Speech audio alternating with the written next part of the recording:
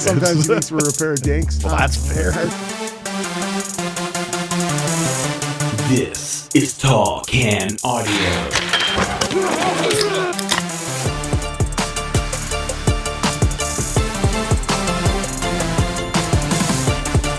Episode 1130 of the Tall Can Audio Podcast coming at you as we start another week. My name is Matt Robinson. His name's Rob Christie. We're on social media at Tall Can Audio. Give us a follow there. Make sure you're subscribed to the podcast. What's happening, man? It's a lot of episodes. It is, man. There is a lot. I was looking through on the weekend. I was trying to find something on the pod that we had done recently. And despite the fact that Scroll. I'm in here weekly, Yeah. if I'm at work and I want to check something on the pod, I do it online. I just sort of go to the website. That's how I get it. TallCanAudio.com. Correct. Not publicized as much as the rest, but Yeah. here it is. So I was on Spotify, and yeah, it obviously drops you off the last place you were in, and you got to like. I'm like, despite the fact that you say it at the beginning of every show, I'm like, I don't know. Is this 1070? Like 1080? I don't know. I was sitting right there. Yeah, that's what I'm saying. So, and even now, you see 11:30, 11:30. Okay, 11:30. So, anyways, I had to scroll around. I'm like, I don't know. Yeah. It's a lot of pods, man. It's a lot of episodes. It's true. We had a couple this past week I would highly recommend. Might be a little biased, but to the good listener. The Senators' sale finally goes through. It's Michael Andlauer who's going to own the team. We'll open that up to Rob here in a few minutes if he wants to touch on that. But Graham Nichols was on, our buddy, the formerly known as the Six Sens, but the Roman a Day blog, and he's been all over this for quite a while. Knows his shit on the Sens and jumped on with us. And then Tim Baines making his TCA debut of Post Media in here talking Red Blacks. Also talking about his time growing up in Lindsay. We had some things to muse upon together about that, man, in the Kawarthas, right? And Love the Kawarthas. and he was unmasked as well. We talked a little pro wrestling. Back in the 90s, he wrote a wrestling column under the handle Mr. X. And he had said pretty publicly, didn't want to tie his name to the wrestling column. And he ended up in court, and the judge is asking, is Mr. X here? It's quite a story. I would recommend the good listener go back and check that out, as we said, at tallcanaudio.com or on whatever app you're hearing us right now. But it was a busy week around the podcast. We're going to have a pint here. What do you got going on, man? I don't know, Matt. Okay. I'm going to wait for you to crack yours open and see how that goes. I'm a little nervous about that. I'm drinking something that I was really sort of drawn to by the name of the brewery. Heavy Seas Brewing Okay. out of Baltimore, Maryland. Really? So it's called... This must be part of your Yeah, it is. your monthly... Yep. Delivery. Yeah. And so it's Heavy Seas Brewing. The beer is called Hazy Cannon IPA. Okay. Comes in at 7.1. So Citra hops. So I'm expecting a little, they say it's jam-packed with juiciness, which who doesn't go in for How that? can you go wrong? Yeah, for sure. So I'm going to give it, but 7.1. I got a couple of these bad boys set up for the show today, boy. so we're going to see how this goes. There's going to be action here for sure. I made the trip on Saturday for the first time over to Spark Brewing Juicy. on Somerset. Had never been in before. I think I've tried one of their beers once Spark? before. Yeah. Reasonably new over the last couple of years. Not like super recently or whatever, but I had just never been in. They had a pretty cool brewery, not a bad spot. Although for some reason it sort of felt like someone was having a children's birthday party in there. Awful lot of kids at the table behind us. Went over with our friends there, Schreids and Josh, and they are not around for the festivities coming up this weekend, so they wanted to. They were kind enough to buy me a round or two on Saturday over at Spark. But we arrived and there was almost no one there, and then within a few minutes it was jammed, and there was like 2 tables of kids that were running back and forth between us. They stayed for like an hour and then blew out just as quick. Whatever was going on, some sort of couple of families meeting up together. I don't know. It was unusual at a brewery anyway. Were they doing hot dogs out front, or No, I don't. If you're down in Somerset, there's a lot of Yeah, we were sort of at the border between Little Italy and Chinatown, right? Yeah. Like it was So it was a lot going on. But anyway, nice spot. Tried a couple different things and picked up a couple to bring back. This one comes in a big boy bottle. Oh, nice. Checking in at about just 5.2%. Okay. But it is a fruited sour. They call it their even downtown pina colada. You know me, man. I like some coconut. Some coconut, now and then. yeah, well, for sure. I'm not normally much for sours, but the idea of the coconut in this is what drew me to it. So we're gonna get into that one. Have you had much Spark? Have you ever been in there? Have you tried it? I don't think I've had any Spark. Okay. And I'm wondering if there's any pulp in that in terms of some of the fruited beer. Mm-hmm. It comes with actually like some of the pressed fruit in there, and so I'll be interested to see what you're right thinking. up front. It's coming with a ton of pineapple. I love pineapple. I could take it or leave it. And now, this is pretty upfront. Says fruited sour right on it, so I'm not going to give them hell for, bringing a fruited sour to the table. I'm not getting, on first pull, almost any coconut, which is a pretty crucial ingredient. Well, we'll wait and we'll see what it's like when you get about halfway through 100%. that. It's sort of, it warms a bit. But, yeah. Had a couple other things over there. Their stout was pretty nice. There was an IPA, a West Coast IPA called the Tan Lines IPA. I would highly recommend. Very, very good. 70s porn. Yeah, man, for sure. This didn't have any hair in it, but... Oh, yeah. Good time, though, man. Nice to see those guys. It had been a little while. And well, it's a nice friendship you guys have because they love beer. You love beer. And what else do you need to bond over? Yeah, well, you just sort of go from brew pub to patio, and it's a nice little thing you guys have going on there. Yeah, they're off to Europe this week, going to London, and then no beers there. Yeah, no, be hard up, and then back to Ireland where they were, I think, last summer. No beers there either. They're going get a little genuine article Guinness again. It's the best. And seeing Florence and the Machine in concert in Ireland. Which is, I guess, where she's from. I didn't know that. I don't know that. She's from, they're from, whatever, right? Florence, if that's even her name. Aunt Flo. Yeah. Aunt Flo. Anyway, that sounds like a good trip. But, yeah, nice to see them. Nice to grab a couple beers from Spark. And like I said, if you're in the neighborhood, it was a pretty cool little brew pub. The service, fantastic. Like asking for, I kind of like this style, or I'm not really into that. What they were able to suggest, like we did a flight when we arrived, right? Like the suggestions, the service people working there were fantastic. I'm hot and cold on the flights. Like I know there's some shit that I'm just not going to like. Yeah. Don't bring me the wheat. Don't bring me the Saison. Right. There's just there was a lot going on though. They had like 5 or 6 different IPAs by the look of it. They had an orange tangerine thing going on. They had a few different sours. The stout, like I said, which, I know this time of year is not everybody's cup of tea. It's always stout season, man. 100%, man. So a nice spot they had. And like I said, the service, the people there were awesome. So I was out. And pizza. Oh, you had pizza? I didn't, but they have pizza. I was telling you in the green room, I was out on Friday. I took the day off, had some things to do, and hit the Cheshire Cat out in Carp, and they always have good beer, all from all over the province. Like, they have like 22 taps. Yeah. And so I drank something from Slake.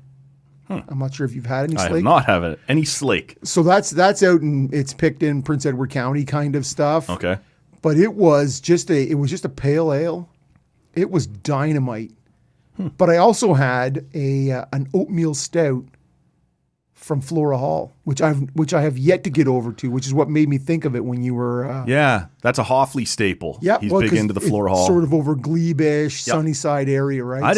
I've never seen them do anything like that. They always seem to be more floral, for lack of a better term, right? Like a lot of sours and IPAs and things like that. I've never seen a stout from them. Dynamite. Yeah, dynamite. So we left the cat and thought, I got to make a trip over there. So right on. This recording on Father's Day, I had the option to both do that. Or come do the show. or head out for what's going to be Cambodian, which is what I'm doing for dinner tonight. Because, I figure I'm going to come over, have 3 or 4 pints here. Yeah. Probably on a Sunday night. Don't need to then go and have 3 or 4 more pints somewhere else. Minimum, yeah. And So I figured I'd put that off. Taking Monday off just like Friday. Yeah, exactly. Who doesn't love a 4-day weekend? Sure. Right? The plant called and said, if you don't come in tomorrow, don't bother coming in Monday. Woohoo! A 4-day weekend. But there's so much out there, and there's so much worth looking into. One more thing, not beer related, and this beer here, it is super juicy. It's very good. It has that. It does. I'm not getting any booziness from it all. Okay. Like you'd never know it was 7.1. Right. So that's both. We'll know shortly. Yeah, danger flags. Yeah, Rob will be saying all kinds of shit by the end of it, like worse than normal, and we'll just be people will be offended. Sure. Both in the studio and without. But it's good. Okay. It's really good. And I don't know where I'd find Heavy Seas Brewing if I love this other than ordering it. Yeah. But I love the name Heavy Seas Hazy Cannon IPA. So where I was going with that was on the way out, I was too full. Fish and chips, a couple of pints. On the way to the Cat. On the way out of the Cat. Yeah. They sell their own stuff in sort of a big freezer, takeout stuff. They have Carp Creamery ice cream. Really? And I'm going to tell you right now, Matt, you like ice cream. I do, yeah. This is hands down. They must put crack in it. It is the best ice cream I think I've ever had. Really? Honestly, hands down. It's creamy. It's delicious. So I'll be honest. I'm almost everyone who has ever come in here as a guest, along with yourself, have always said, Cheshire Cat, man, that's where it's at. There's beers, the foods, everything's awesome. Yep. I've never been. And I don't love having ice cream at the same time I'm having beer, right? But you can take it away. I'd have to. Okay. See, that's the way that would have to work, right? Is because I don't want to sit down and have a couple pints and then throw some ice cream on top and that's where I was too. I took it with me. Yeah, okay. So I bought 2 1-liter containers. Nice, okay. Chocolate and Score bites. Oh, see, you know me. I don't love the Score. I love that, man. Yeah. And Score's overrated. The other one came with it was a cookies and cream, which I didn't choose, but I've certainly eaten part of it. I chose it later. Man, oh man, I'm just, and for those of you who know, you know, right? For those of you who don't know, if you love ice cream, and I don't know why you don't, check that out. Okay. Carp Creamery. Right on. There's a lot going on there. Yeah, sorry, that's a lot of info. No, it's like it's like drinking from a fire hose. I think we'd be remiss if we didn't start just briefly on the Bell Media cuts last week. And I'm not positive, man, but I think this is the first time that this has happened where it struck people we knew here at the show. We had 2 people get caught up in it, plus someone, it was odd on Monday, I guess just coincidence, but The Athletic made a bunch of cuts as well. And I guess I'll start there. Our friend Sean Fitzgerald got let go. Oh, down goes Brown. Nope. That's why do I keep Sean McIndoe? McIndoe. Why do I keep saying down that? Goes Brown is safe. Yeah, sorry about that. Killed you off. But Sean Fitzgerald down in Toronto, there he's the media. He covers sports media, right? He also wrote the book on the Peterborough Petes. He's been on the show a few different times, and the first time was to promote his book, and we talked about a few different things. And then he's been on a bunch of times since when there's been different media cuts or different stories on, the NHL deal coming up or whatever it might be. And even outside of when he actually comes on the show, he's always been really cool to me. Like if I just shoot him an email or whatever and I said, what do you think about this? Or why do you think that happened? Like he always would get back to me, which not everybody does, right? Like, and why would he, right? Heisman. Yeah. And he like, there's no reason like the first time, if you wanted to look at things cynically, he comes on to promote his book, right? No problem. But he kept coming on after that when there was nothing to promote. And he's been on, 3, 4, 5 times since then. And he got caught up in the Athletic. They let a bunch of reporters go. I was not aware of that at all. Yeah. So that was a bummer. And then on Wednesday, I believe it was, there was some noise around Bell Media. They ended up laying off 1,300 employees. I believe it was 9 radio stations. They just outright closed completely. Or sold. Yes. It started, I'll run through it quickly just because the way it played out was interesting. I was scanning Twitter at about, 11 a.m. our time, and it blew up quick on hockey Twitter that the TSN radio station in Edmonton had gone off the air completely. Just a statement read not by one of their hosts, just an automated voice comes on. Thank you for your support of whatever. We're off the air though, so go somewhere else. That's the voice of doom is actually what you heard. Yeah. And so I texted our buddy Lloydie and said, hey, you hear this is going on? And he said, yeah, it just came across here as well, obviously. And we traded a couple texts just about the industry and what was going on. And then his show went off the air at noon. Yeah. They went to ESPN broadcasting, syndicated broadcasting. And that was a little alarming because also at that moment, Lloydie stopped answering texts. And I'll be honest, I was pretty sure this station in that moment had survived because 1260 went off the air completely, just dead air. And 1200 here in Ottawa went to syndicated programming. Also, if you remember about 2 years ago, I think it was like the day after Bell Let's Talk Day, when Bell shit-canned a bunch of their sports stations, and it was Vancouver, Winnipeg, Hamilton, I believe. Yep. And again, all of them got shut off at the same time. So the fact that 1200 this week continued to go after 1260, again, I was like, okay. Limping off in that direction. There's clearly something happening, yeah, but I think they're going to survive here. And so I got a couple texts out of the meeting. You're not trying to push at any point, right? But it turns out at the end of the day that two friends of the show ended up getting let go. It wasn't just the sports media department. They ended up closing their London... CJBK? Yeah, I was going to say the London, England... Oh, sorry. News bureau for the CTV National News got closed. Yeah, they're going away from no foreign correspondence. Yeah, they closed a couple of their foreign bureaus. So this was also journal. So anyway, at 1200 here, Lee Versage, who just sort of, we had chatted a few different times, but has been on the show now. Actually, we had been talking about him coming on either last week or next. It now seems unlikely he'll be super in the mood to do that immediately, although he has reached out and said we will still do it, but he gets let go, as well as Sean Simpson from The Morning Show. And the other name I would bring up here, because again, he's been on the podcast and has been cool enough over... Sean McAdoo. Stop trying to fire Sean McAdoo. Down Goes Brown is still up. He's going. Glenn McGregor from CTV News is a local reporter. And he came on, if you recall, right after the trucker convoy here. I do remember. Helped work through what he had seen while he was on the ground. And he was another guy who would answer me when I would send just emails like off the air. What do you make of this? What do you think of this?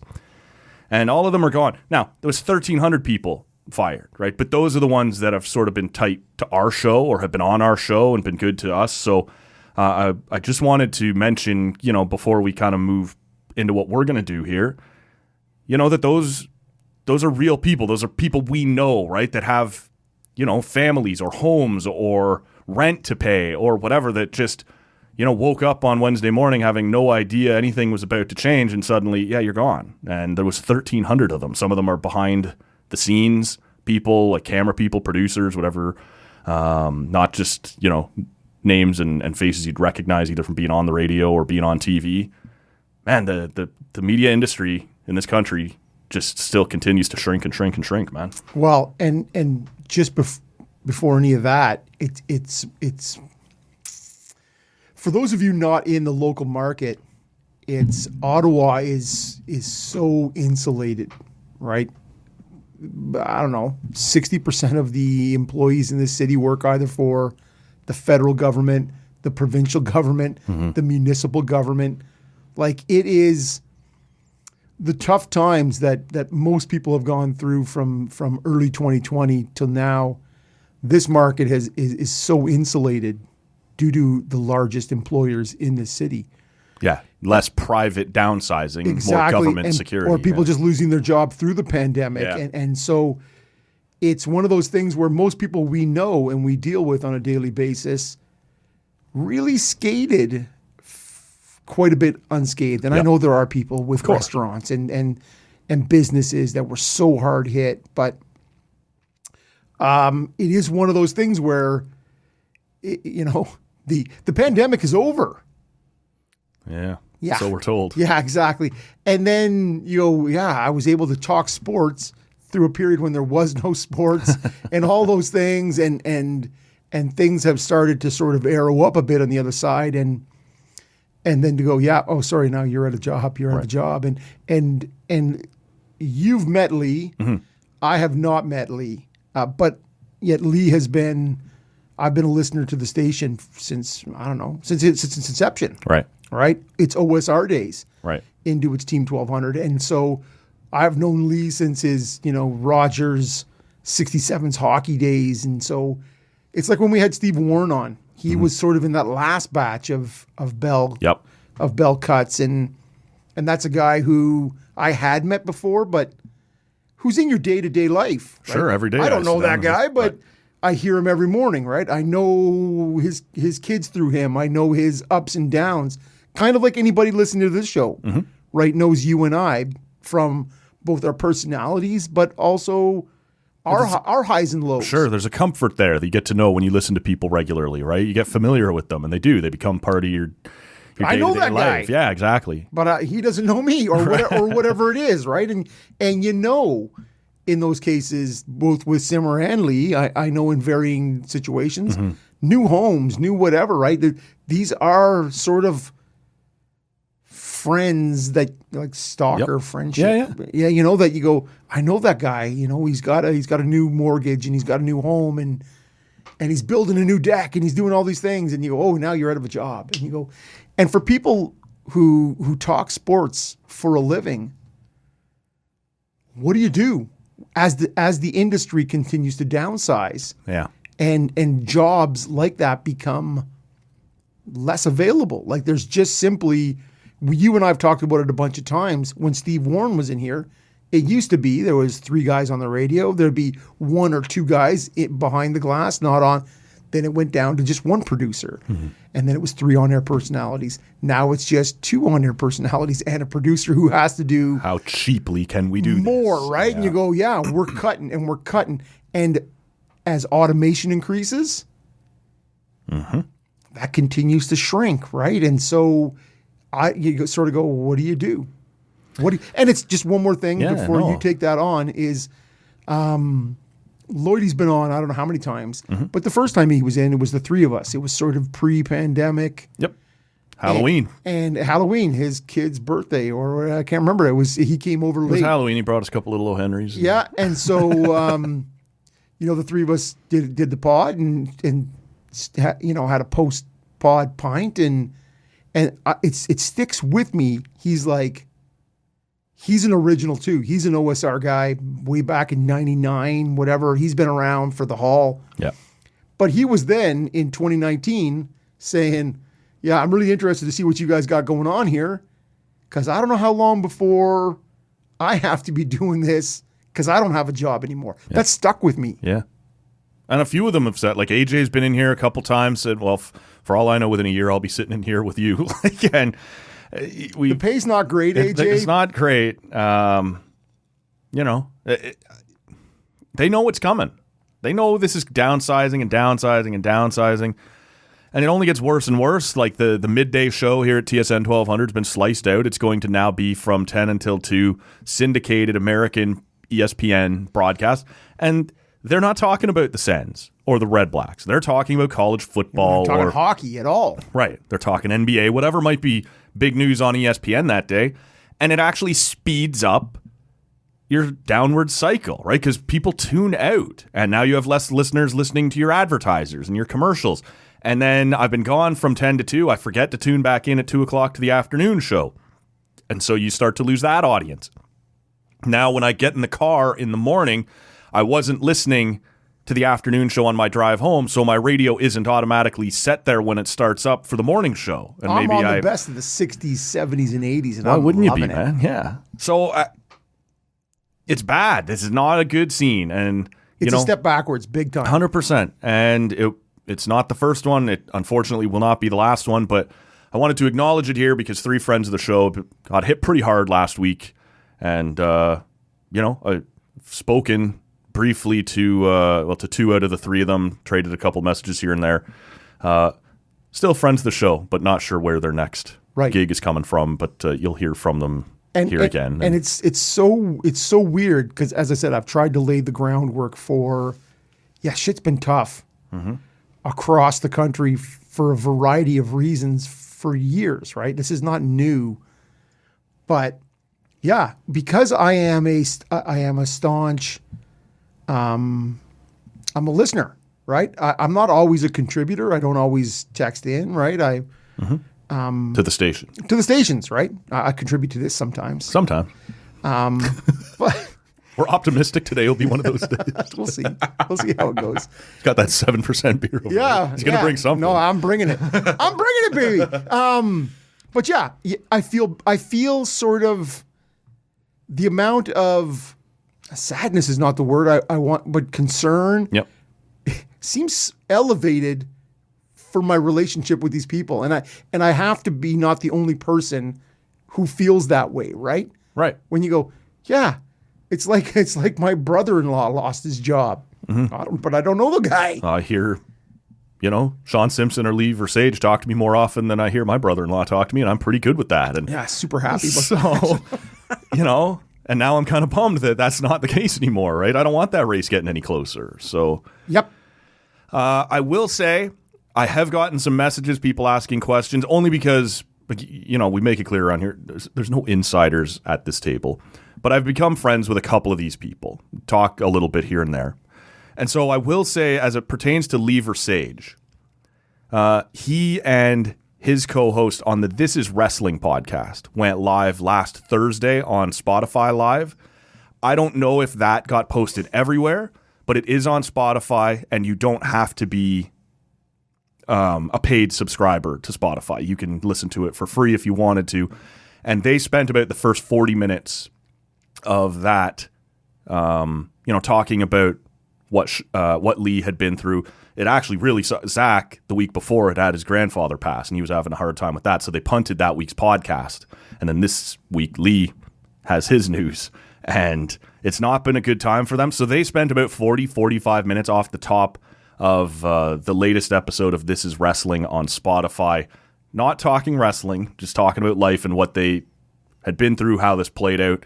If you want to hear how Lee's doing in his own words, that is where I would suggest you go and do it, and I will make sure there is a link to that in the show notes wherever you're hearing us right now. Nice, Matt. Yeah. The last thing I would say about Lee is in one of the text messages, he said, well, I'm looking forward to getting to a point you can teach me how to get set up for a hit podcast. And I said, well, I don't know anything about that. I can help you set up a mediocre one. So I don't know, man. Those must be the midweek shows. 'Cause this is a hit. award eligible. Another award eligible edition of the Talk and Audio podcast. You had sent a topic in that you wanted to talk about in the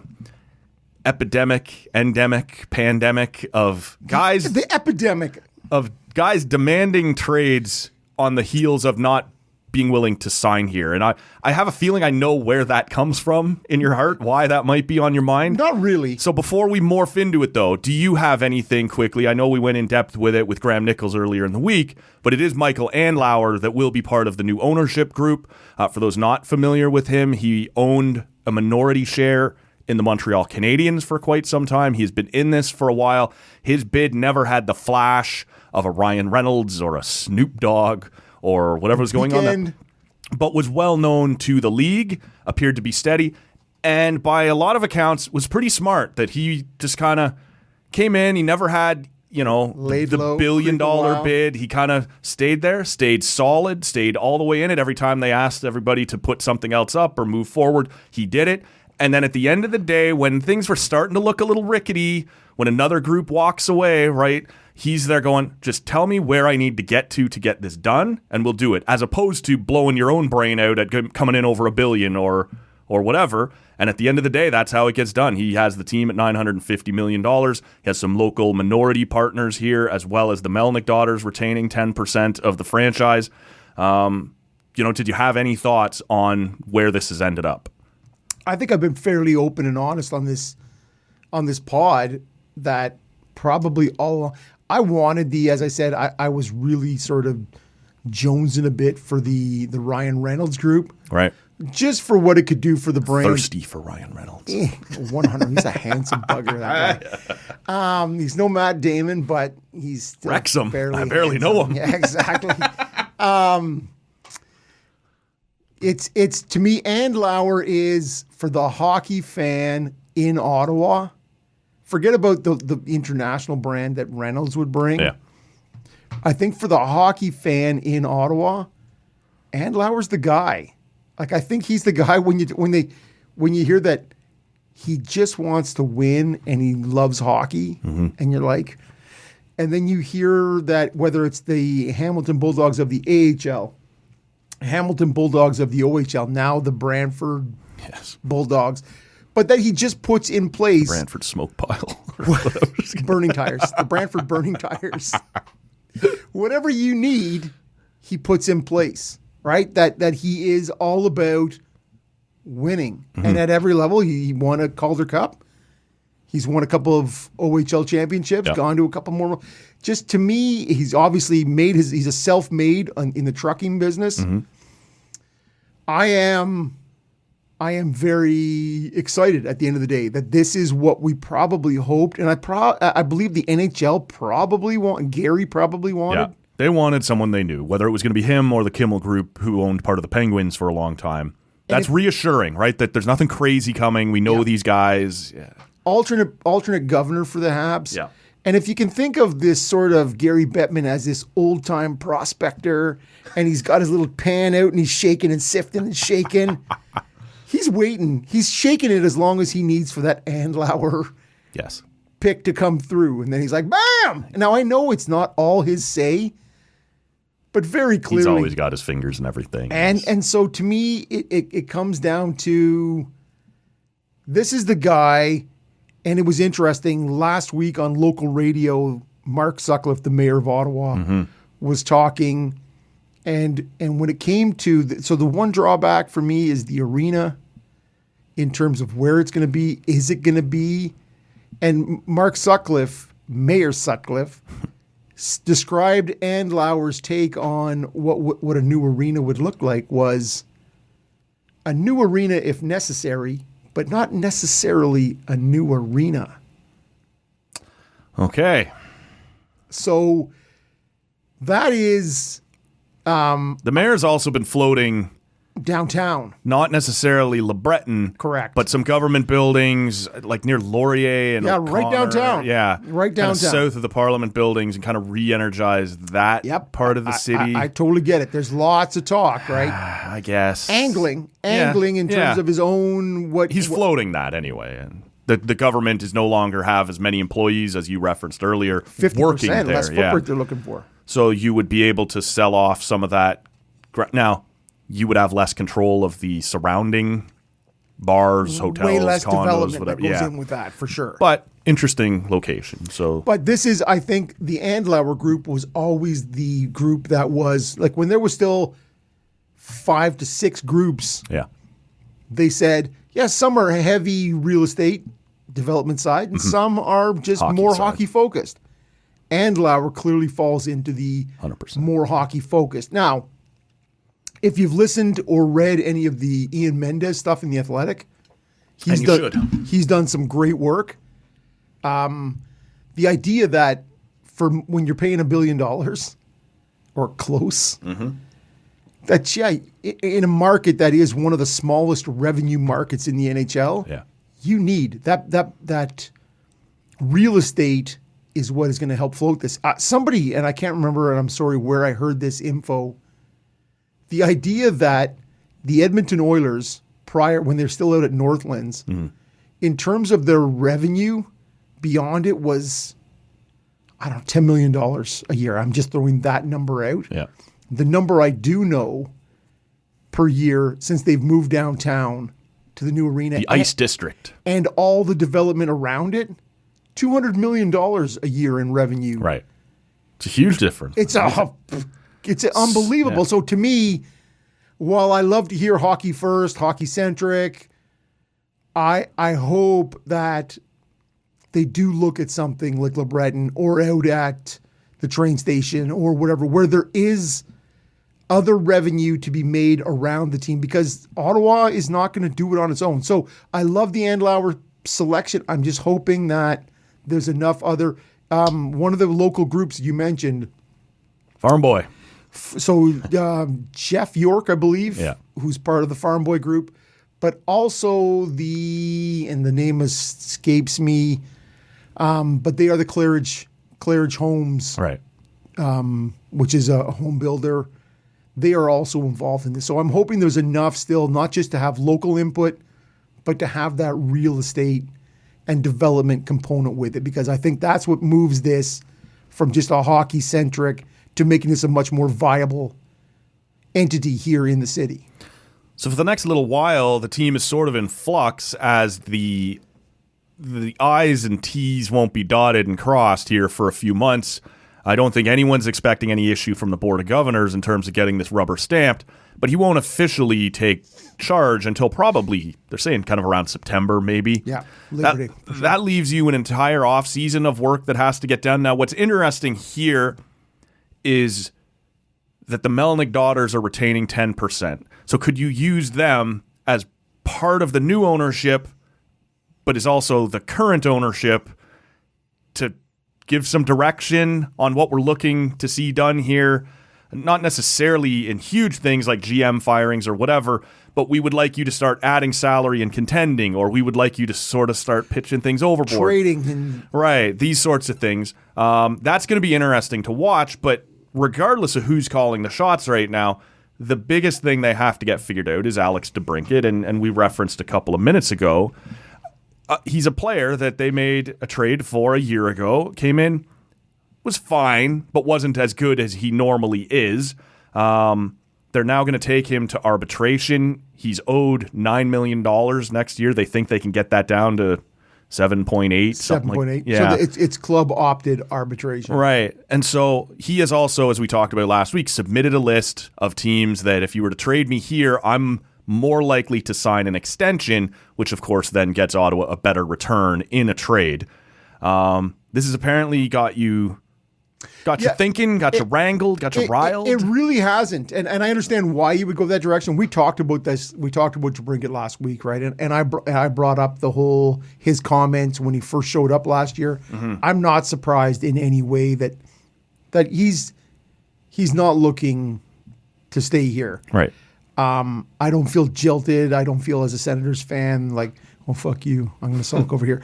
It didn't really work. It didn't work. It was a big swing, and I liked it at the time. Yep.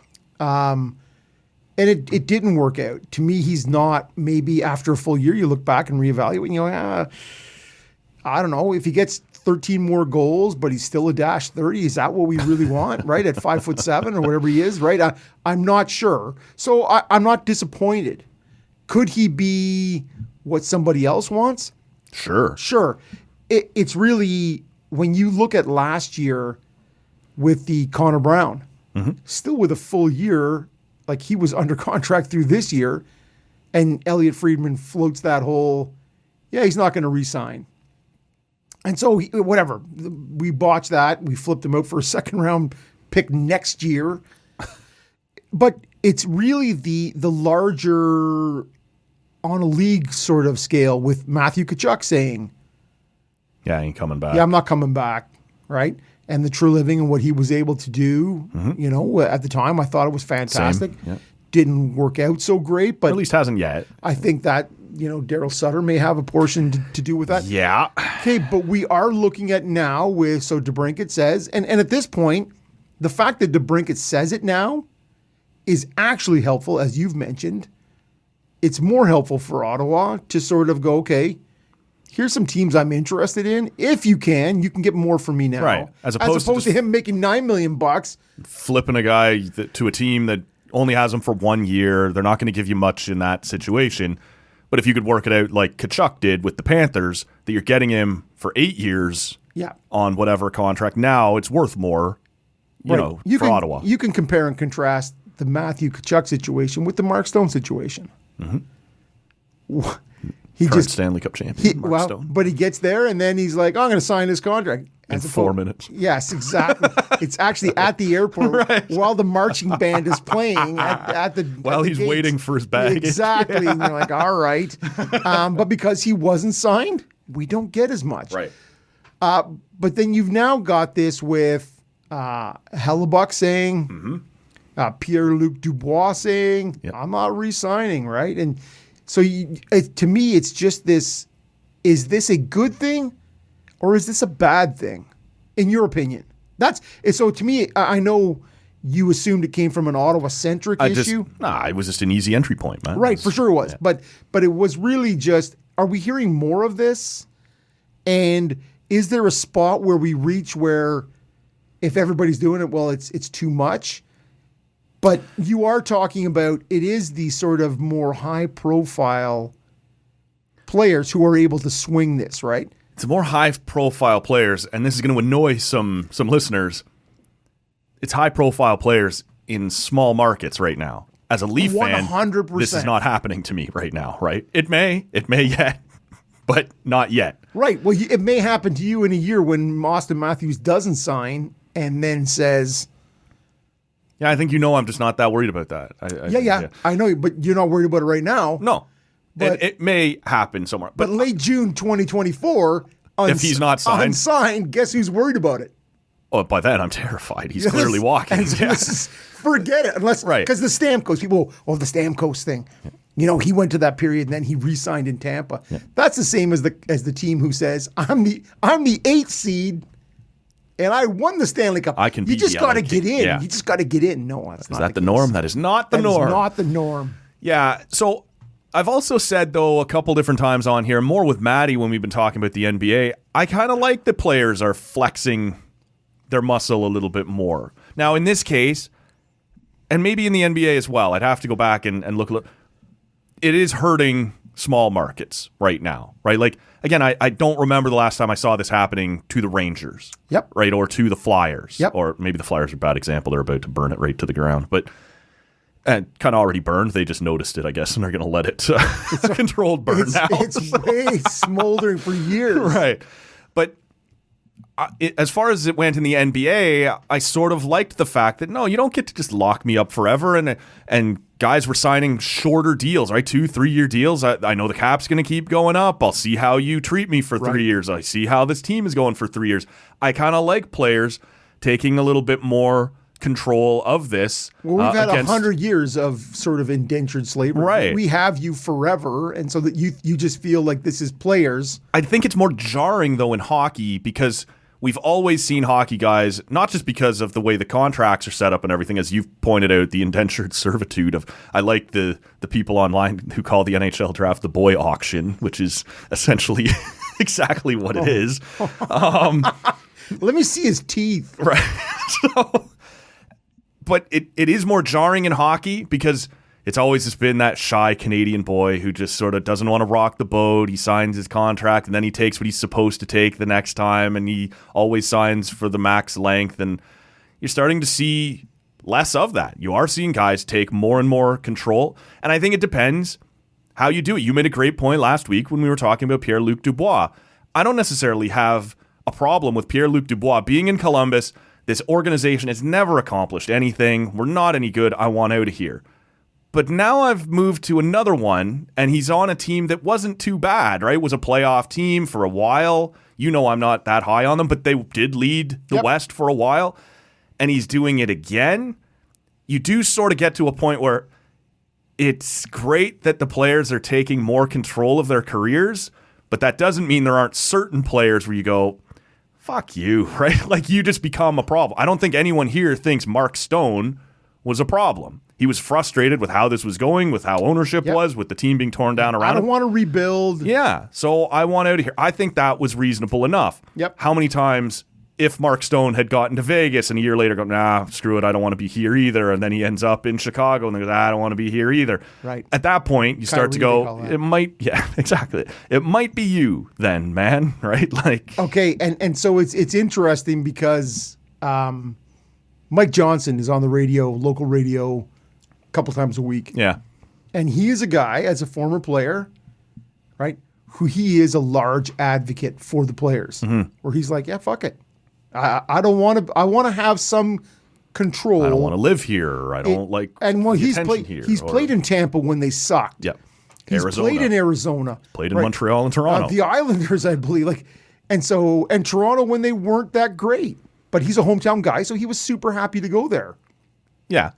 But all I'm saying is he's also I was just pointing out both Yep. ends of the spectrum. Yep. Toronto, Montreal, Tampa, Arizona. Yep. Again, when Tampa was shit, not the current Tampa. Yeah, exactly. And so it comes down to he's also the one saying, yeah, if I'm Ottawa, I'm going to the club opted arbitration because I didn't get a $9 million season last year. So why would I pay $9 million this year? Right. He's like, yeah, okay, the player's going to be pissed off. So he is kind of advocating both sides of the coin in terms of the free market kind of idea. Mm-hmm. So I totally... It does work both ways, yeah. Yeah, but somehow the player's saying, I want what's right for me, means if the team says, yeah, but you know what, You kind of sucked last year. I don't know if I got the $9 million out of you last year. Right. And so do you think you can make it through on 7.8? Could you scrape by? Well, it's funny in a completely offshoot. Well, before you move off that then, let me ask you, do you expect... I was coming back, but... No, I'm taking it this time, man. I'm taking control. I'm Mark Stone. I'm Alex DeBrincat. God damn you, Matt. Do you expect if he were to play out this season in Ottawa, Yeah. do you think you'd get last year, or do you think you'd get closer to the 40-goal guy we all expected? Like, was last year just a down year? Did you see things out of that guy that made you go, I'm not sure this is really what we thought we were getting? I didn't. Yeah. I think what we all knew was this is a guy who scored 200 goals in the OHL. This is a guy who scored 2 40-goal seasons and was on pace for a 50-goal season, except for the season got cut short. Yeah.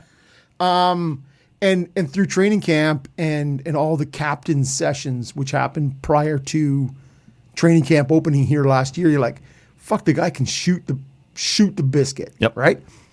I didn't see enough of that. And so you would be worried that I'm not getting a $9 million this year either. $9 million player this year either. Well, where I was going with that was I feel like he doesn't really want to be here.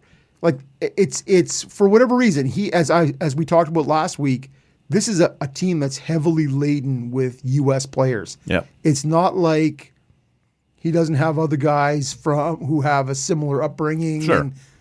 But he is separate from your Sandersons, your Pintos, your Norrises, your Kachucks, all those guys. He is a young guy with a family. Mm-hmm. Right? He is sort of this outlier. He played major junior for 4 years. All those other guys came through the U.S. national team developmental pool, right? So it just seems like he's a bit of a separate cat. And I think, as I said to you, I don't know, a couple of shows ago, that guy's going to score 40 goals again somewhere. Somewhere. Yep. For sure he is. Yep. Like, that's what the guy does. And so you get paid when the one thing you do really well is the hardest thing in the game to do, you're going to get paid. It's just hard to trade that guy. But if you're not doing it here. So I believe you're a 40-goal guy somewhere else, but you didn't do it for us last year, and I don't think you're going to do it for me next year, but I expect someone else to pay me. Right. Like he might do it for you. 100. That's hard. I think that guy falls into, if you can get Norris back for a full 80, right? And now you are talking, but you're hoping you get sort of Pinto coming off of shoulder surgery, plays 82 games last year. You're hoping for something closer to that with Norris. Sure. But I mean from the other acquiring. I'm just saying in terms of DeBrincat fitting in with Norris was gone for all but 7 or 8 games. Yeah. In terms of the depth at center and who he plays with, like this is a guy who was with a great playmaking winger in terms of Patrick Kane, right? In terms of puck distribution. And I think that guy falls into a 30-plus goal season next year. But is he still a dash 31? Right. And so this is an Ottawa team that's looking to move forward with, to make a playoff spot next year. And I'm if you're going to score me 30, but you're going to be a dash 31, if you're going to be, that's just fuck, man. That means the other hard part of that trade becomes Ottawa wants to step forward. They don't want a prospect draft pick type of trade unless you could find almost a 3-way trade where 100%. I know if I get a first round pick and a top prospect, I can turn around and flip that to whatever, Philly or and it's interesting. Get a I was reading an player article for them. where Daniel Briere was saying, yeah, we're open. Yeah, I'm sure In they Philly, we're open for business. Can I interest you in a Kevin Hayes? No, you absolutely cannot. Scott Laughton, maybe. Scott Laughton, maybe. Maybe. But how about a Travis Konechny? Yep. Oh, I don't see that name mentioned, Yep. but I do that. Sure. A Carter Hart. What are we talking about here? Yep. But he was saying, yeah, it takes two people, and in some instances, it takes three people to make that shit happen. And so, because you're right, Ottawa is not looking for futures now. No. This is not an organization that's in saying, all right, well, I'll take your late round first pick. Right. A 25th overall pick. Not doing shit for me next year. Could I interest you in a Tyler Boucher? Oh, he's a 10th overall pick. Sorry about that. But you know what I'm saying, right? Yeah. It's we don't need that now. We don't need somebody who's going to be 3 or 4 years in developing. Ottawa is looking for, we need we need a 35 goal scorer. So DeBrincat, obviously one example of these guys, and we did end up hunkering down here, but you asked me the question, what is your take, though, on are these guys becoming too demanding? Do you like that they're taking more control of it? What is, this has been on your mind. Yeah, well, and it's really it seems more prevalent than ever now, right? In terms of guys saying, yeah, I'm not going to be here. I'm not going to be. And I guess, yes, as somebody who's watched hockey for 40 years and goes, that's not what I like. That's not what I'm used to. Yeah.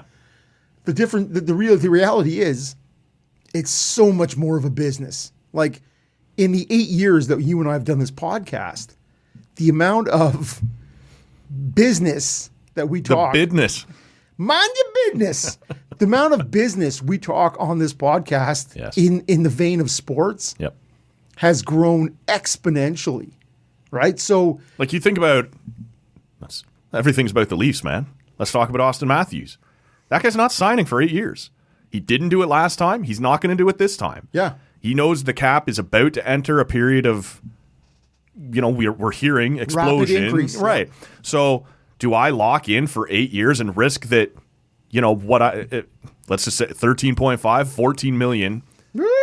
in 8 years might be worth 8 or 9 now, right? Like under these circumstances, or do I sign for 3 or 4 and said, we'll talk to you again then, right? Well, when I'm 30 years old and I got one more big contract in me, it kind of sucks as a Leaf fan that he's one of these first through the wall shrewd motherfuckers that's doing, but that's what I would do. Now there is always the concern of injury. That is why you take the long-term guarantee. I'm making 5 years at 14 mil. If I can't stretch that through at the end, that's on you, man. Yeah. That's on you. And I don't even think we'll get 5. I think if you're lucky, you get 4. I He's think 26. Is he 20? Is he going to be 26 or something 25? like that. Because But I think this is a 3-year deal. Maybe they can talk him into 4. He wants to not go past 30 before he's renegotiating once more, and that cap is wherever it's going to be. And if I'm the Leafs, and I'm not, no, I'm pushing for 4. But the reality is, in 4 years, this window is closing. 100%. So if I can get 5 out of him, Because that contract, and I gotta if I can flip him at the end and start a rebuild, yeah, and that next contract's going to suck at 30, and then he says, "I want 8 years."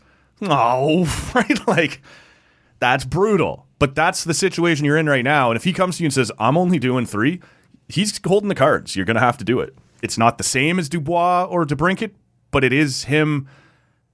More like LeBron, more like KD, right? More looking around going, for right now, yeah, I'll give you a couple years. And if I'm not happy with how it's going, then I'm out. And maybe I'll go build a super team with my buddies.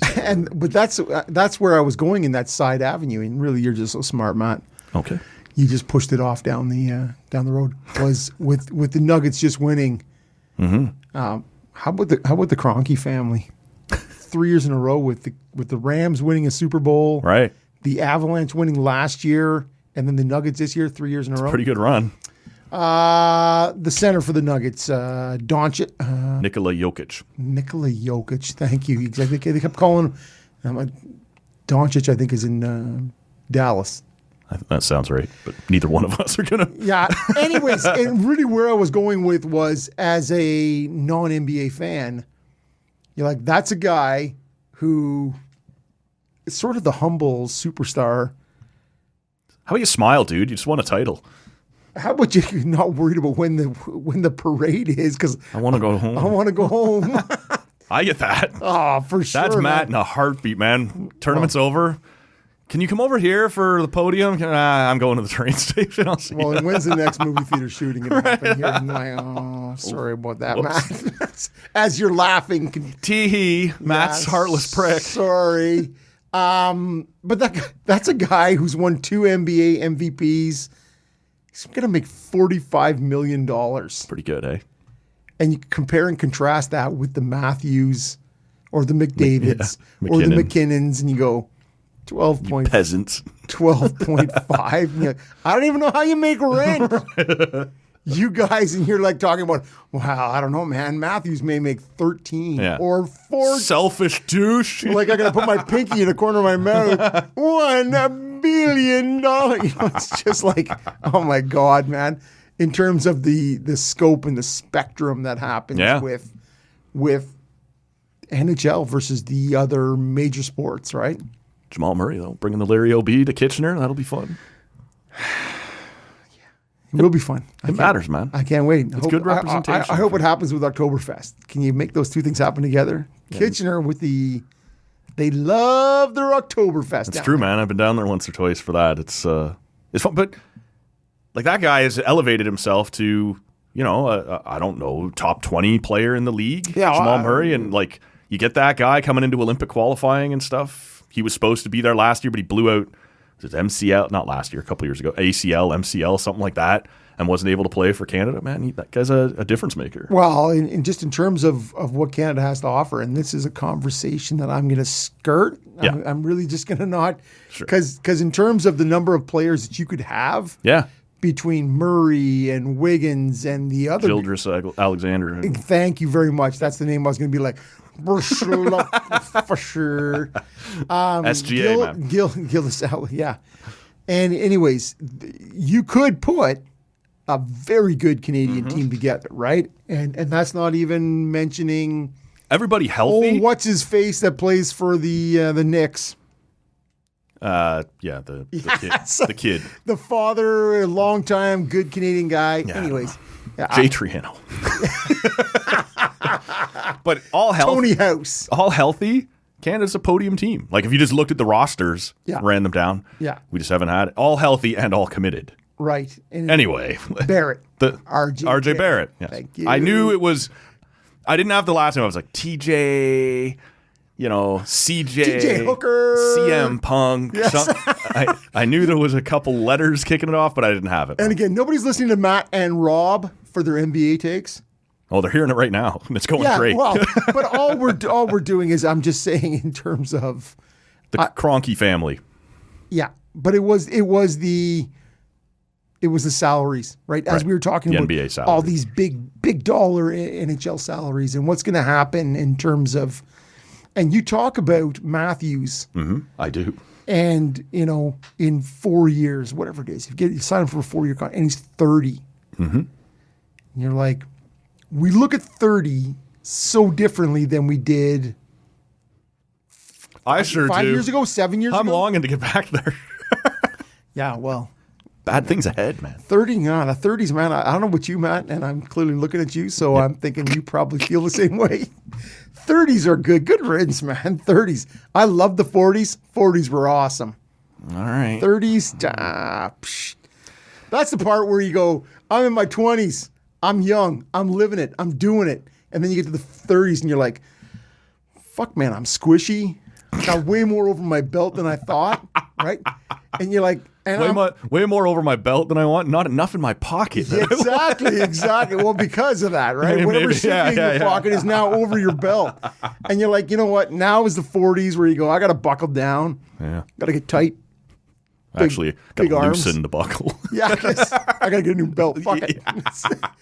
And so you'll love it. You'll love the 40s. Can't wait. Man, the 40s, it's arrow up. Matt, arrow up. Yeah, all right. The playlist is out there. Yeah. Linked in the show notes again if you want to check out the so you Turning have 40 published playlist. that now? It is out there on Spotify and Apple Music. This is called, I believe it's called Turning 40. Turning 40 by... Tall Can Audio. Tall Can Audio. Okay. And we put the logo Because there are a couple people who've created turning 40 playlists. So Shut up. Look at the, most of them have an image. It's the TCA logo when you're scrolling through. You know that logo? And really, it's easy. The link is in the show notes of what you're listening to right now. It will open up Spotify for you or Apple Music. So Some of the tunes you're going to love. some of them you will, yeah. Some of them you won't. Yeah. Anyways, That's the way the world works. it really comes down to, we look at Matthews signing for another 4 years and being 30 years old. And then you look at Oliver Ekman-Larsson getting bought out by the Canucks. Woo! Yeah. Spicy. 4 more years left, and they're like, it's going to bring. I love how Patrick Alvin is spinning this as such a great thing. We would rather pay you $20 million to go away than pay you the 30 to play for us for the next 4 years. That is going to be on their cap until 2031. Man, I saw that number. I was like, fuck. It does gain them a little cap space this year. And next year, I believe, the first 2 years, it gives them a little freedom. And then it goes to like $2.5 million of dead space on the cap. Then a couple years at 4 something before dropping back down to 2.5 again, riding it out until the end at 2031. This guy's going to be on their Bobby Bonilla, NHL If you go version. back to, they haven't had a full cap since 2019. Remember the Luongo retirement gave them the recapture penalty for 3 years, and then they Which Arizona gets a bit of this too. Arizona's getting some blowback because of he signed the contract there. Yeah. So 12% or something goes to them.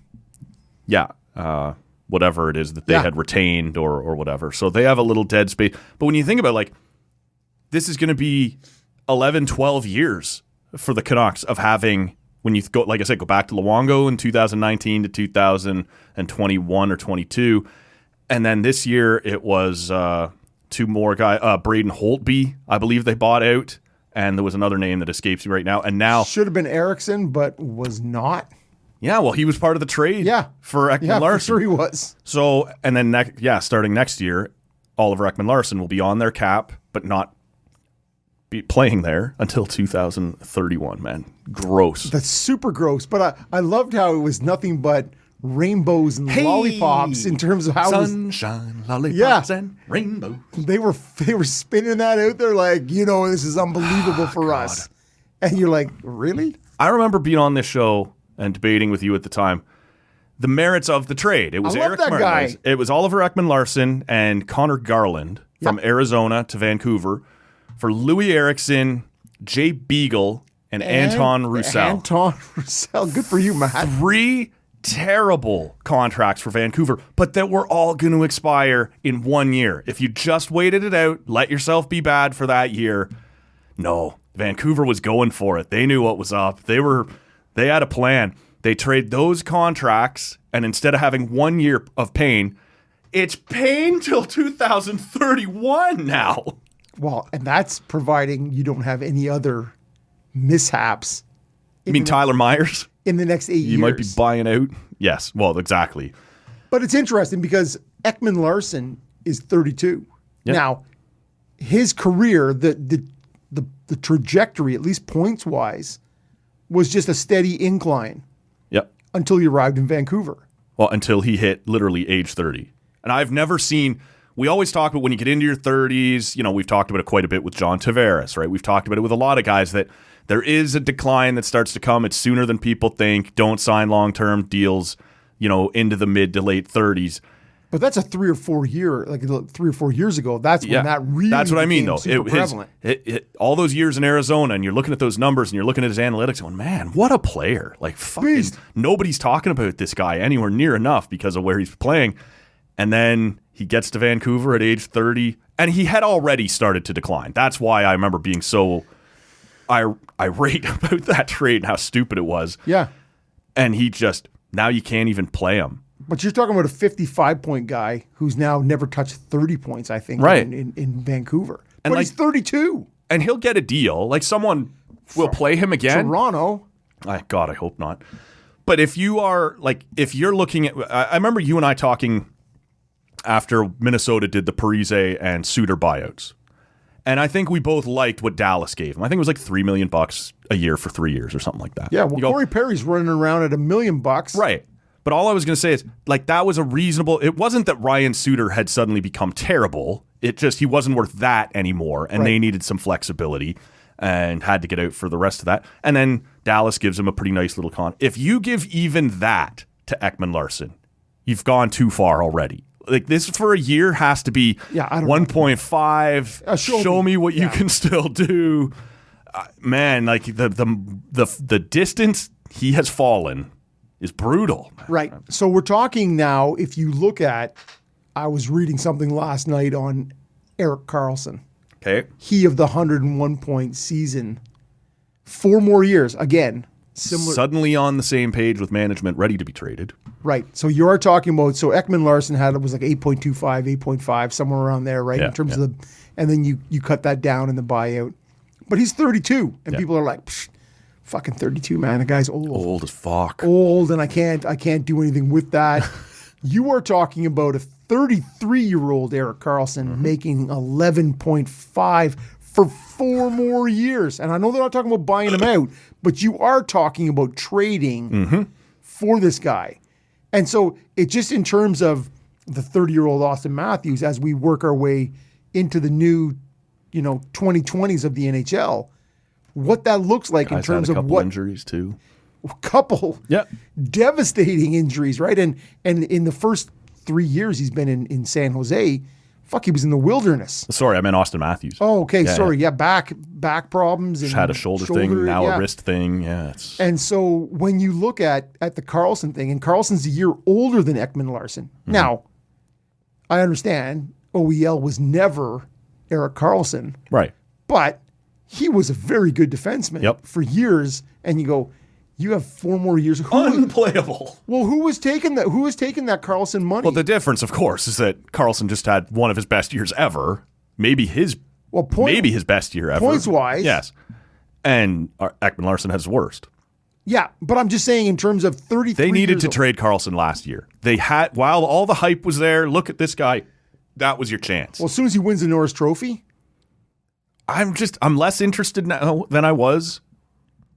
Now you have to convince me again. Can you do it again? He's still got 4 years as opposed to the 4.5 when you wanted him last year. Yeah. It's true. But I'm saying he was doing it last year. I'm getting that Karlsson for at least one playoff run. Now I don't know what. Do I get the 2 years ago Karlsson or do I get the 1 year ago Karlsson? Well, and I'm fascinated by, and in the article I'm reading, they said many teams, and then it said, it sort of listed Edmonton as interested last year. Yes. But you got to know San Jose, you're getting Kyler Yamamoto back. if that's the case in terms of. I'm sorry, who? Is that not his name? Yamamoto? Yeah, you used to say it a lot more fun. Yamamoto! Thank you. Come on, man. Well, as soon as you said that, I'm like, is his name Kyler? No, I was just looking for a little more. Rob drops a name. A little something here. You're finishing up that 7% beer there. Yeah, well, I'm waiting for the next one. A little more energy. You're breaking the show here. Never. But yeah, I would look for Kyler Yamamoto. Yep. Yamamoto. to be on the move, right? Like that to me is he's calling out for a buyout. So San Jose, if you're still looking for, how about taking that $8 million in actual salary next year, sending it down there and having Karlsson come back and man. But that guy, you don't want that guy on your team. I don't think if you're Edmonton, that's not what they need. Just think of what it does to that already all-time power play. Yeah, well, I think think Karlsson suddenly teeing up McDavid and but I think he brings a whole, in terms of your BDE, I think it's the big dick energy goes right off the fucking charts, man. When you're talking about having Draisaitl and you're talking about McDavid and you're talking about Karlsson, you're like, man, I don't know what's happening here, right? Yeah, It's gonna have some supercharged triangular thing there, tips touching. I don't know. It's yikes. Okay, now it's time for that beer break. Oof. That's gone off the rails. I don't even know what we're talking about anymore. Yeah, you do. Yeah, I do. You're just uncomfortable with it. We should probably talk a little bit about the actual Stanley Cup champions. We'll get to that in a second. But first, beer. Oh, I'm back to the same. Oh, okay. Now, it was, to me, it was juicy. It was smooth drinking right to the very end. So I was quite happy with that. I would drink that again. And to me, clearly the results are top notch. It's not that boozy. It's good. What about you? Have you moved on, or I can't imagine you're going back to back sours? No, definitely not. I was just taking a look here. I